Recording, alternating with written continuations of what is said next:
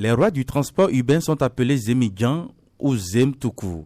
Littéralement traduit, Zémidjan veut dire « prends-moi brusquement » ou encore « emmène-moi vite » en fond, langue nationale la plus parlée au Bénin. Avec ou sans casque sur la tête, ces conducteurs de taxi-moto sont utiles aux populations en raison de leur disponibilité immédiate et de leur disposition à rallier tous les coins et recoins de la cité. De jour comme de nuit, quel que soit l'état des routes, ce sont de véritables soldats, généralement vêtus d'une chemise uniforme dont la couleur diffère d'une ville à une autre. À Cotonou par exemple, jaune est la couleur des uniformes des Zem. Les Zem sont diligents et moins coûteux, comblant ainsi les déficits des transports publics. Un atout qui favorise l'expansion de ce secteur d'activité depuis plus de 30 ans qu'il existe. Ces conducteurs de taxi-moto maîtrisent-ils réellement le langage de la route? Il y a une idée que les Zémidjans ils se font des idées qui ne tiennent pas tellement. Et d'autres se disent, je suis dans le Zém, j'ai déjà fait 20 ans, j'ai déjà fait 25 ans. Et cette manière de parler les amène à dire finalement, mais qu'est-ce que je ne maîtrise pas et que c'est maintenant que je vais recevoir encore une formation? Alors qu'en réalité, ce n'est pas de maîtriser le guidon, de savoir conduire, de dire on a fait 15 ans, on a fait 20 ans, qui est le problème. Il y a beaucoup de choses que ces gens-là ne maîtrisent pas dans la conduite, ou surtout par rapport aux règles du code de la route, ils ne maîtrisent pas. Donc il va falloir qu'ils suivent la formation jusqu'à l'obtention. Parce que quand vous allez dire je maîtrise les règles du code de la route, qu'est-ce qui le prouve? C'est votre attestation de permis de conduire qui prouve ça. Ici, au Bénin, nombreux sont les conducteurs de 2 roues qui roulent sans permis de conduire. Mais quelle est la perception de la population sur ce document administratif? Quand tu es un conducteur, tu dois en avoir le permis. Sans permis, ce n'est pas bon. Sinon, ce que le gouvernement a proposé et a voulu qu'on fasse, c'est bon. On est d'accord pour ça. Parce qu'il faut que nous tous nous soyons d'accord pour ça, pour qu'on puisse évoluer. C'est compte tenu de l'évolution de notre pays.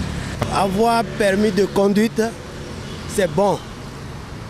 C'est bon, c'est pourquoi je suis en apprentissage de ça, de permis de conduite.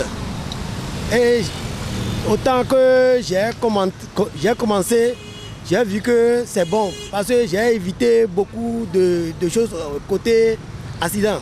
Si on peut nous diminuer, on peut diminuer à tout Béninois le prix de permis. Et par exemple, au lieu de 50 000, on peut amener ça à 10 000. Tout Béninois peut apprendre en un seul coup et permis de conduire. Le permis de conduire, et vraiment, avant là, nous on croyait qu'on connaissait grand chose sur le code de la route. Les avantages, cela permettrait de réduire les accidents de circulation. Gilbert est directeur d'auto-école. Il parle des dispositions à prendre pour l'obtention du permis de conduire.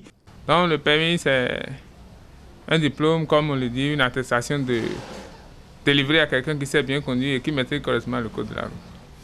Au Bénin, nous avons 10 catégories au total, à savoir la catégorie A1, le A2, le A3, pour qui concerne les motos. Aujourd'hui, beaucoup de conducteurs n'ont pas de permis de conduire. Beaucoup ignorent qu'il y a un permis pour les 2 roues. Et secondo, il n'y a pas une répression autour de cela. Et il n'y a pas une sanction pour quelqu'un qui prend sa moto et se lance dans la circulation, il n'a pas le permis.